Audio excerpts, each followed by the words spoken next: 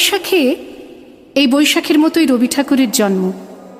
সোনার আশ্বিনে নয়, হিমের রাতের অঘ্রাণে নয়, ফুল রাঙানো ফাগুনে নয়, এই খর ক্ষিপ্র বৈশাখেই তাঁর জন্ম। এই খ্যাপা বৈশাখের গৈরিক তিলক দিয়েই সাজানো তাঁর জন্মদিনের ললাট।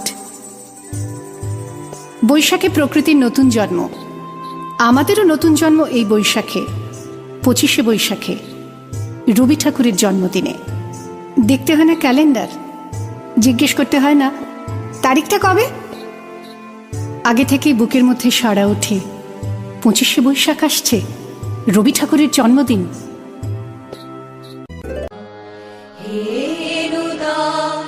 দেখা দি আরবার জন্মের প্রথম শুভক্ষণ, তোমারও প্রকাশ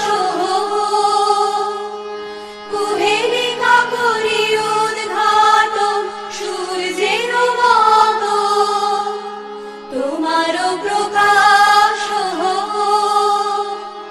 কুহেলিকা করি উদ্ঘাটন সূর্যের মত।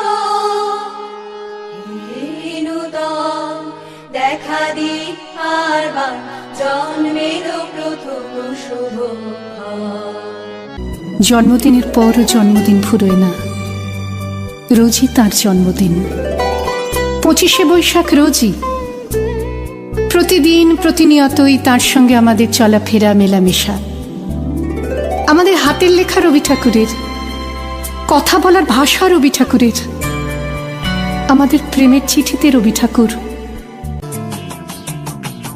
ভালো আছি, ভালো থেকো, আকাশের ঠিকানায় চিঠি লিখো, দিও তোমার মালাখানি, বাউ এই মন ধারে আমার ভিতর বাহিরে, অন্তরে অন্তরে আছো তুমি হৃদয় জুড়ে। আমাদের সংস্কৃতিকে মাটির কাছাকাছি এগিয়ে নিয়ে যাওয়ার সংকল্পে রবি ঠাকুর, আমাদের সভ্যতাকে দানবের হাত থেকে ছিনিয়ে নেওয়ার সংগ্রামে রবি ঠাকুর। আকাশে, মাটিতে, মনে এত যে বৃষ্টি পড়ে, তার ছন্দ রবি ঠাকুরের। বরিশধরা মাঝে শান্তির বাড়ি, বরিশধরা মাঝে শান্তির বাড়ি, শুষ্ক হৃদয় লয়ে আছে দাঁড়াইয়ে, ঊর্ধ্বমুখে নরনারী, বরিশধরা মাঝে শান্তির বাড়ি। এত যে ফুল ফোটে, তার গন্ধ রবি ঠাকুরের। তাই প্রতিদিনই তার জন্ম, কোনো দিনই তার মৃত্যু নেই।